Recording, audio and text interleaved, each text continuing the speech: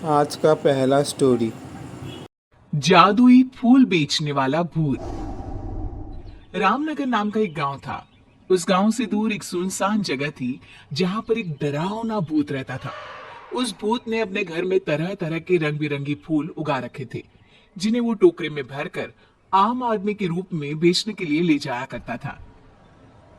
रामनगर के पास ही में एक बस स्टैंड था, जहां एक दिन वो भूत एक आम आदमी के रूप में अपना फूलों से भरा टोकरा लेकर जाता है और बोलता है, अरे वाह, फूल बेचने के लिए ये जगह तो सबसे बढ़िया है।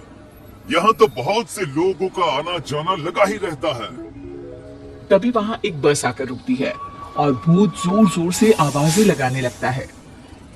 फूल ले लो, फूल, सुंदर सुंदर रंग बिरंगी फूल ले लो, फूल। तभी बस में बैठा एक आदमी फूल वाले को बुलाता है। अरे फूल वाले भैया, ये लाल वाले फूल कैसे दिए हैं? साहब, ये लाल फूल है 10 रुपए में एक। अरे भाई, 10 रुपए में सिर्फ एक? इतने में तो एक पूरी माला आ जाएगी। अरे साहब, चलिए आपको 10 रुपए में 2 फूल दे देता हूँ। घर जाकर अपनी धर्मपत्नी जी को दीजिएगा।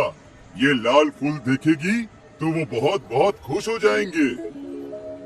बस में बैठे कुछ और लोग भी उससे फूल खरीद लेते हैं और बस वहां से चली जाती है।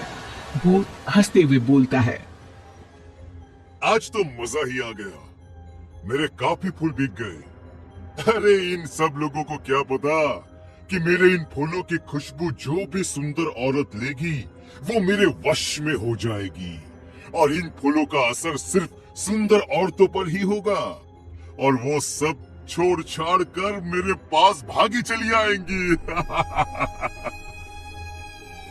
ऐसा बोलकर भूत जोर जोर से हंसने लगता है और अपने घर चला जाता है। फिर बस वाला आदमी अपने घर पहुंचकर अपनी पत्नी को बुलाता है और मुस्कुराते हुए उससे कहता है, ओ मेरी प्यारी शीला, अरे जरा देख तो, आज मैं तुम्हारे लिए क्या लाया हूँ। अजी क्या बात है, आज तो आप बहुत खुश नजर आ रहे हो। मैं अपनी लाल परी के लिए लाल गुलाब लाया हूँ। अजी आप भी ना कैसी बातें करते हैं। ये गुलाब तो सच में बहुत सुंदर है। इसकी खुशबू से तो पूरा कमरा ही महक उठा। ये कहकर शीला फूल अपने बालों में लगा लेती है।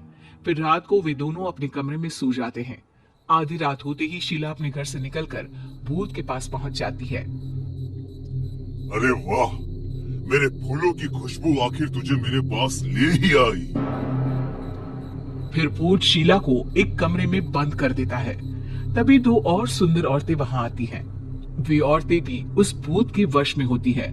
भूत उन्हें भी ले जाकर शीला के साथ कमरे में बंद कर देता है। अगले दिन भूत फिर से आम आदमी का रूप लेकर बस स्टैंड पर फूल बेचने के लिए जाता है, और तभी लोगों से भरी हुई बस स्टैंड पर आकर रुकती है।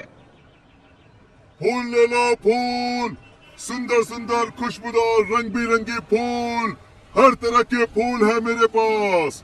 फूलों की माला, फूलों का गजरा, जो भी पसंद आए वो ले लो। अभी बस में 2 दोस्त रामू और श्यामू बैठे होते हैं। अरे फूल वाले, एक सुंदर सा गजरा तो देना भाई। अरे वाह रामू, क्या बात है, भाभी जी के लिए गजरा? हाँ भाई, तेरी भाभी को बालों में फूल लगाना बहुत पसंद है।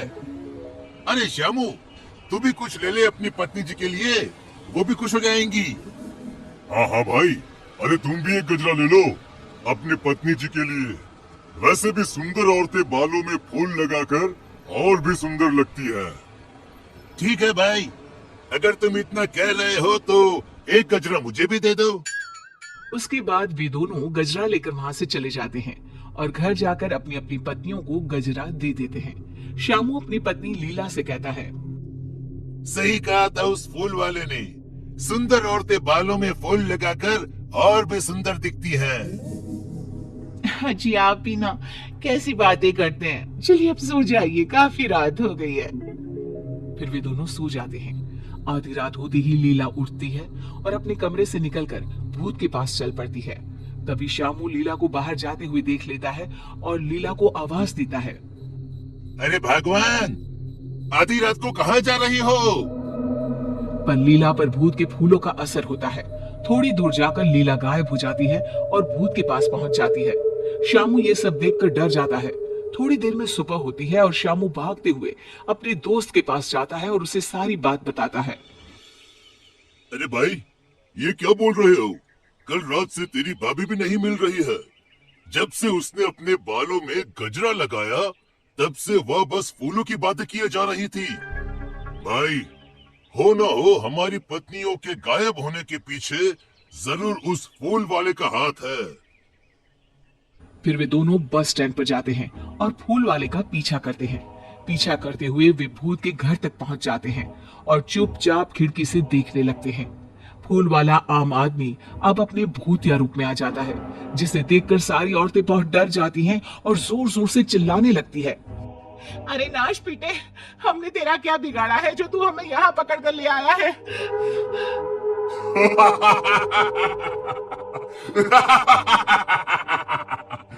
तुम सुंदर औरतों के खून से ही तो मेरे इन सुंदर सुंदर फूलों को शक्ति मिलती है। जितनी ज्यादा फूलों को शक्ति मिलेगी मैं उतना ही ताकतवर बनूंगा और फिर पूरे गांव पर सिर्फ मेरा ही राज होगा। आज आधी रात को ही मैं एक एक करके तुम सारी सुंदरियों का खून अपने फूलों में डालूंगा। रामू और शामू ये सब खिड़की से देख और सुन रहे होते हैं। तभी रामू बोलता है। अरे भाई शामू, यह फूल बेचने वाला तो भूत निकला। अब हमें इन सभी औरतों को भूत के चुंगल से निकालने के लिए कुछ न कुछ करना ही होगा।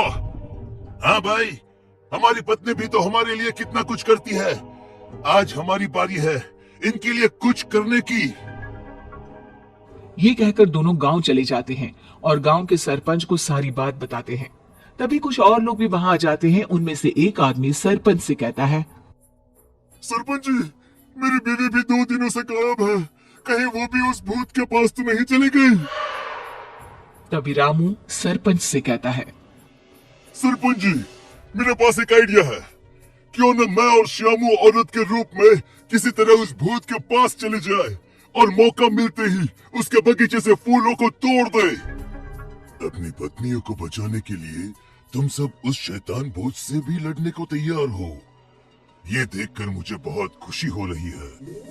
अरे भाई, रात होने वाली है।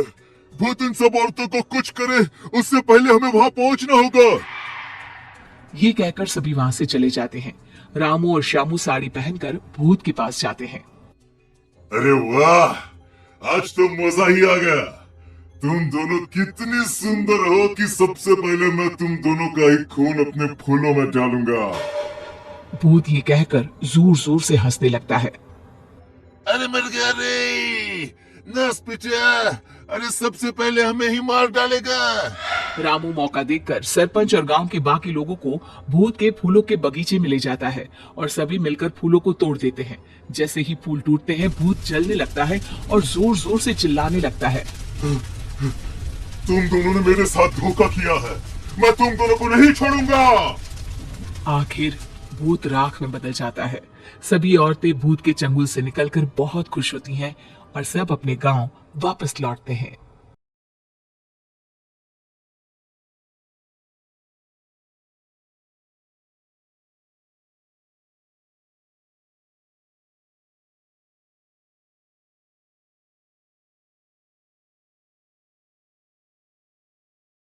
आज का दूसरा स्टोरी।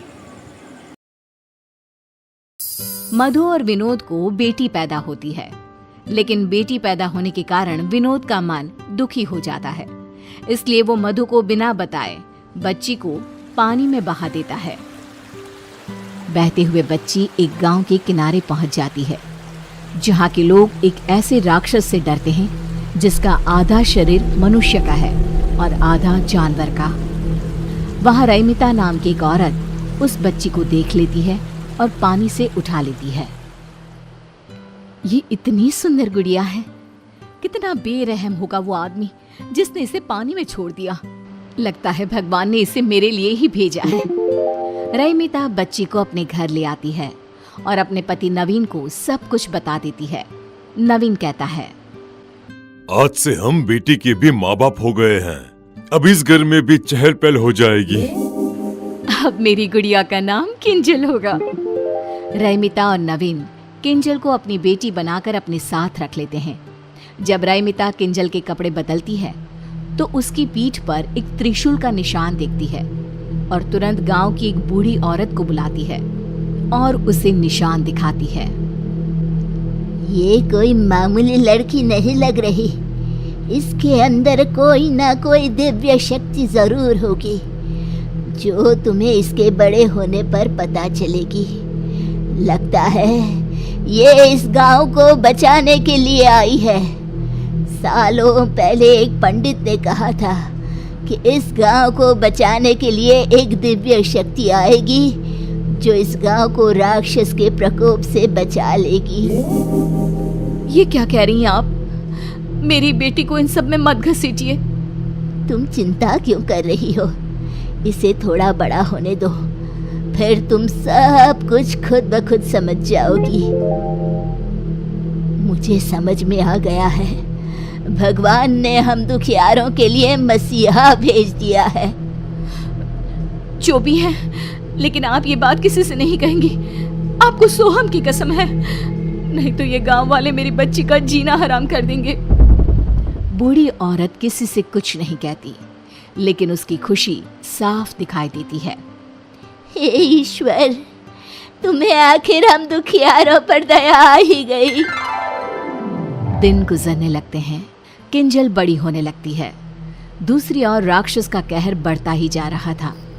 राक्षस रात के अंधेरे में लोगों को उठाकर ले जाता है और दिन को वो लोग मरे हुए पाए जाते हैं। एक दिन बुढ़िया रात को सोहम के पास जाकर कहती है, बेटा, इस गांव को हमें छोड़ देना चाहिए। वो राक्षस अगर तुम्हें ले जाएगा तो मेरा क्या होगा? मुझ बुढ़िया का तू एक ही तो सहारा है। दादी माँ, देख लेना, मुझे कुछ नहीं होगा। आपका पोता किसी राक्षस से कम नहीं है। पगले ऐसे नहीं बोलते। सोहम सो जाता है और बुढ़िया देखती है कि सोहम के शरीर में कुछ बदलाव आ रहे हैं। उसके हाथों के नाखून किसी दानों की तरह हो रहे हैं और उसके चेहरे पर बाल आ रहे हैं। ये सब देखकर बुढ़िया डर जाती है और सोहम को उठा लेती है। उठते ही सोहम पहले जैसा ही होने लगता है। बुढ़िया सोहम को सब कुछ बता देती है। दादी, ये सब आपका वहम है। आपने उस राक्षस के बारे में इतना सोच लिया कि आपको हर जगह वही दिख रहा है। बुढ़िया को भी लगता है कि ये सब उसकी सोच और डर के कारण है। उधर नवीन एक गाड़ी से टकरा जाता है और उसके पैरों की हड्डियां टूट जाती है। रैमिता किसी तरह उसे अस्पताल में दाखिल करवाती है। उसके ऑपरेशन के लिए पैसों के जुगाड़ करने में लग जाती है, लेकिन जैसे ही किंजल नवीन के पैरों को हाथ लगाती है, नवीन ठीक हो जाता है। तब डॉक्टर कहते हैं, देखिए, अब इन्हें ऑपरेशन की कोई जरूरत नहीं है। आप इन्हें घर पे ले जा सकती हैं। सो स्ट्रेंज, बिना कुछ किए ही आपके हस्बैंड ठीक हो गए। रैमिता को बुढ़िया की बातें याद आने लगती है। किंजल कोई मामूली लड़की नहीं है, इसमें दिव्य शक्तियां हैं, लेकिन मैं अपनी बेटी को उस राक्षस के पास कभी नहीं जाने दूंगी। नवीन घर आ जाता है और अब किंजल जिस भी चीज को हाथ लगाती वो चीज खुद ब खुद ठीक हो जाती। धीरे धीरे किंजल की शक्तियां लोगों की नजर में भी आने लगती है। एक रोज किंजल के जन्मदिन पर बुढ़िया सोहम के साथ रैमिता के घर आती है। तब रैमिता कहती है, अम्मा जी, अब तो खाकर ही जाइएगा, ऐसे मैं नहीं जाने दूंगी आपको। मैं सोच रही थी क्यों ना किंजल का रिश्ता सोहम से तय कर दो तुम, फिर तुम्हारी किंजल तुम्हारे नजर के सामने ही रहेगी। नहीं नहीं, मेरी किंजल शहर जाएगी, उसके लिए शहर से बड़े बड़े रिश्ते आ रहे हैं। बुढ़िया मन ही मन दुखी हो जाती है, क्योंकि वो किंजल को अपनी बहू की तरह देख रही थी। खाने में रात होने के कारण रैमिता सोहम और बुढ़िया को अपने घर पर ही रोक लेती है। सोहम और बुढ़िया रैमिता के घर पर ही रुक जाते हैं। आधी रात को जब रैमिता पानी पीने के लिए उठती है तो वो देखती है कि किंजल कमरे में नहीं है। रैमिता तुरंत पूरे घर में देखती है, लेकिन किंजल कहीं नहीं मिलती। रैमिता रोने लगती है और नवीन को उठाकर कहती है, हमारी किंजल कहीं नहीं मिल रही है। कहीं कहीं उसे वो राक्षस उठाकर ले तो नहीं गया होगा। मैं मर जाऊंगी, मेरी किंजल को कुछ भी हुआ तो। बुरा क्यों सोचती हो? इतने में बुढ़िया आकर कहती है, मेरा सोहम भी नहीं मिल रहा। लगता है दोनों बच्चे उस राक्षस के हत्थे चढ़ गए हैं। चलो उस जंगल की ओर चलते हैं जहाँ वो लोगों को उठाकर ले जाता है। आप दोनों यहीं रहिए, मैं जाता हूँ। अगर वो राक्षस आप दोनों को भी ले गया तो मैं क्या करूँगा? मैं जी कर भी क्या करूँगी, मेरे लिए सब कुछ मेरा पोता ही तो है, मुझे भी ले चलो। तीनों जंगल की ओर जाते हैं, लेकिन रास्ते में किंजल और सोहम कहीं दिखाई नहीं देते। बुढ़िया सोहम सोहम चिल्लाती जंगल में चली जाती है और देखती है कि किंजल भाग रही है और राक्षस उसके पीछे है। किंजल, मेरी बच्ची, तुझ में दिव्य शक्तियाँ है। तू इस राक्षस को मार सकती है और मेरे सोहम को बचा सकती है बेटा। मुझे कुछ समझ में नहीं आ रहा दादी माँ। नवीन और रैमिता भी किंजल की आवाज सुनकर जंगल में घुस जाते हैं। रैमिता किंजल के पास चली जाती है और राक्षस गुर्राते हुए तेजी से किंजल की ओर बढ़ने लगता है। मेरी बेटी को छोड़ दे, चाहे मेरी जान ले ले। राक्षस रैमिता को मारने आता है और किंजल अपनी माँ को बचाने के लिए चाकू राक्षस को मार देती है। राक्षस गुर्राने लगता है और जमीन पर गिर जाता है। अब मेरा सोहम भी मिल जाए बस। मैं कहती थी ना रैमिता, किंजल में दिव्य शक्ति है जो इस राक्षस को मार सकती है। राक्षस का शैतानी रूप गायब हो जाता है और वो अपने असली रूप में, जो कि सोहम का है, उसमें आ जाता है। सोहम, इन सब के पीछे तुम थे? नहीं, ये सोहम नहीं है। सोहम को राक्षस ने अपने वश में कर लिया था। हर 21 साल में वो अपना शरीर बदलता है। इस बार वो सोहम को चुनने वाला था। किंजल, तुम ना होती तो मैं बुढ़िया अपना आखिरी सहारा भी खो देती। गांव राक्षस के कहर से मुक्त हो जाता है और किंजल की शादी सोहम से हो जाती है। आज का तीसरा स्टोरी। एक समय की बात है, एक गांव में सफेद साड़ी वाली चुड़ैल का आतंक था। चुड़ैल रात भर गांव में घूमती और गांव का जो भी आदमी उसे दिखाई देता उसे वो घायल कर देती। अरे कोई तो बचाओ, मर गया मैं। एक रात हरिया अपने खेत से अपने घर लौट रहा था कि तभी अचानक उसके सामने चुड़ैल आ जाती है। अरे बाप रे, ये चुड़ैल कहाँ से आ गई? आज तो मैं गया काम से।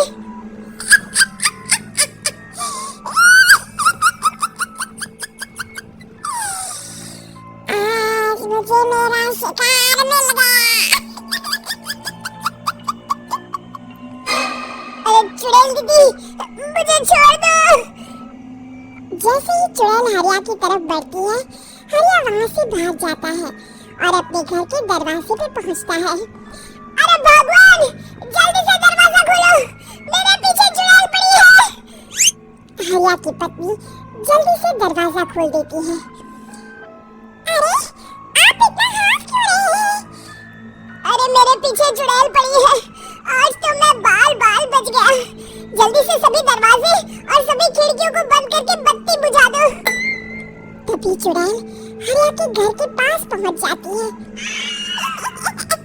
अरे बाप रे, कहाँ गायब हो गया? मैं भी देखती हूँ आखिर कब तक बचेगा।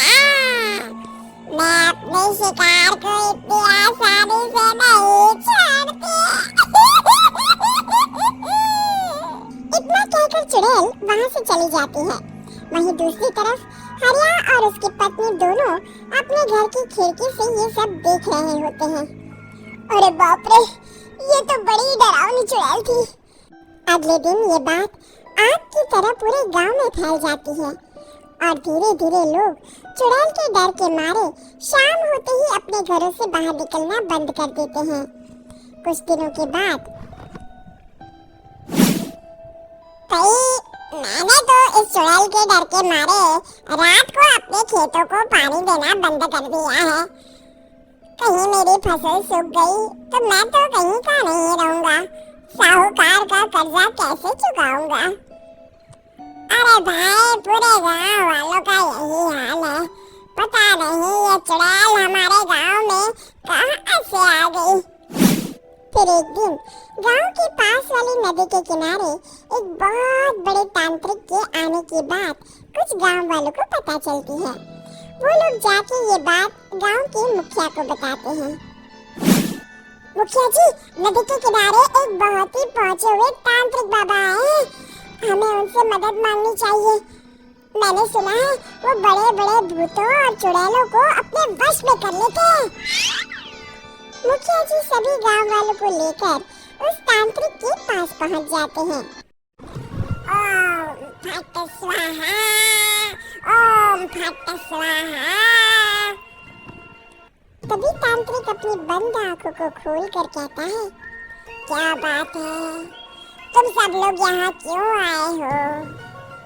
मुखिया जी उस तांत्रिक को सारी बात बता देते हैं। अच्छा, तो ये बात है। और तांत्रिक अपनी आंखों को बंद कर लेता है। मैं देख रहा हूँ तुम्हारे पूर्वजों ने बहुत पाप किए थे, जिससे ये गांव अब श्रापित हो चुका है। उसी के फल स्वरूप तुम्हारे गांव में चुड़ैल आई है। ये चुड़ैल बहुत खतरनाक है, ये किसी को नहीं छोड़ेगी। भगवान, मर गए रे, अब क्या होगा? तभी गांव के मुखिया जी कहते हैं, बाबा, इस चुड़ैल से हम सबको बचा लीजिए, कोई तो उपाय होगा। इसका सिर्फ एक ही उपाय है, सभी गांव वालों को बारी बारी हर दिन अपनी आधी फसल उस पहाड़ी के ऊपर बनी काली गुफा में छोड़ के आनी होगी। तभी उस चुड़ैल की भूख मिटेगी और श्राप का प्रभाव खत्म हो जाएगा और तुम सब जिंदा बच जाओगे। सभी गांव वाले उस तांत्रिक की बात को मान लेते हैं और वहां से चले जाते हैं। फिर अगले दिन से रोज उस गांव के लोग बारी बारी से अपनी आधी फसल उस काली गुफा के पास जाकर रखाते। कुछ दिनों बाद हरिया की बारी आती है। बाप रे, आज तो मेरी बारी है उस काली गुफा में जाने की। क्या करूं? वो तो बड़ी खतरनाक चुड़ैल है, मेरे तो हाथ पैर कांप रहे हैं। फिर हरिया डरते डरते अनाज की बोरियां अपनी बैलगाड़ी में लाद देता है। तभी हरिया की पत्नी उससे कहती है, देखो जी, संभल के जाना और किसी भी हालत में शाम होने से पहले वापस आ जाना। उस चुड़ैल का कोई भरोसा नहीं है जी। हरिया बैलगाड़ी में बैठते हुए कहता है, भगवान, मैं क्या वापस आऊंगा? लगता है अब तो मेरी खबर ही आएगी। इतना कहकर हरिया वहां से चला जाता है। रास्ते में जंगल से गुजरते हुए हरिया की बैलगाड़ी का एक चक्का बड़े गड्ढे में फंस जाता है। हे भगवान, अब ये क्या मुसीबत है? हरिया नीचे उतर के पूरी ताकत से अपनी बैलगाड़ी को गड्ढे से निकालने की कोशिश करता है। बहुत देर मेहनत करने के बाद हरिया की बैलगाड़ी उस गड्ढे से बाहर निकल जाती है। हे भगवान, अब तो शाम होने वाली है, आज तो मैं गया काम से। जैसे तैसे हरिया काली गुफा में पहुंच जाता है। अरे मर गया रे, यहाँ तो चारों तरफ डरावना माहौल है। मैंने यहाँ आने में बहुत देर कर दी, कहीं चुड़ैल नाराज ना हो जाए। हरिया अनाज की बोरियां वहाँ रख के जैसे ही जाने लगता है, तभी उसे किसी के आने की आवाज सुनाई देती है। हरिया एक कोने में छुपकर अंदर देखने लगता है। चुड़ैल वहाँ आती है और फिर अपने चेहरे से नकली चुड़ैल का मुखौटा निकाल देती है। हरिया ये देख के हक्का बक्का रह जाता है। तभी चुड़ैल कहती है, भैया, यहाँ आना, आज तो बहुत अनाज आया है, इसे मिलाकर अब हमारे पास ढेर सारा अनाज जमा हो गया है। कल ही हम इसे शहर में बेच आएंगे और माला माल हो जाएंगे। तभी अंदर से नदी के किनारे वाला तांत्रिक बाहर आता है। तांत्रिक बाबा है। हाँ, अब तो हम दोनों की जिंदगी मजे में कटेगी। गांव वालों को बेवकूफ बनाना इतना भी मुश्किल नहीं था। लोग तो तुम्हें सच में असली चुड़ैल समझते हैं। हाँ, तुमने सही कहा। अब ये गांव वाले चुड़ैल के डर से जिंदगी भर इस काली गुफा में अनाज पहुंचाते रहेंगे। अच्छा, तो ये बात है। ये दोनों पूरे गांव वालों को बेवकूफ बना रहे हैं। अभी जाकर सबको बताता हूँ। हरिया उन दोनों की पूरी बातें सुन लेता है और जल्दी से वापस गांव में आता है। गांव वालों को पूरी बात बता देता है। इससे पहले वो दोनों हमारा अनाज लेकर शहर जाए, हमें उन दोनों को पकड़ना होगा। उधर दूसरी तरफ नकली तांत्रिक और नकली चुड़ैल बनी औरत एक बड़ी गाड़ी में सारा अनाज लाद के वहाँ से निकलने की तैयारी कर रहे होते हैं। जल्दी करो, इससे पहले हमें कोई देख ले। हमें यहाँ से निकलना होगा। और तभी वो दोनों देखते हैं कि सामने से सभी गांव वाले अपने अपने हाथों में मशाल लेके आ रहे हैं। दोनों बुरी तरह डर जाते हैं। रुक जाओ, तुम दोनों का भांडा फूट चुका है। अरे मर गए रे, ये गांव वाले कहाँ से आ गए? तुमने क्या सोचा इतनी आसानी से यहाँ से निकल जाओगे? ये अनाज हमने अपने खून पसीने से दिन रात खेतों में मेहनत करके उगाया है। दोनों मुखिया जी के पैरों में गिर जाते हैं। हमें माफ कर दीजिए, हम दोनों एक नंबर के कामचोर हैं। बिना मेहनत किए पैसे कमाना चाहते थे। हाँ, अब हम आगे से मेहनत मजदूरी करके पैसे कमाएंगे। हमें कुछ मत करना, हमें छोड़ दीजिए। इतना कहके दोनों गांव छोड़ के भाग जाते हैं और सभी गांव वाले फिर से खुशी खुशी रहने लगते हैं। शिक्षा, तभी तो कहते हैं कि किसी भी समस्या का समाधान केवल सूझबूझ से ही करना चाहिए और कभी हिम्मत नहीं हारनी चाहिए। दोस्तों, हमें उम्मीद है कि आपको हमारी ये कहानी पसंद आई होगी। कृपया हमारे चैनल को सब्सक्राइब करें और सभी अपडेट्स के लिए बेल आइकन जरूर दबाएं। और हाँ, वीडियो लाइक और शेयर करना मत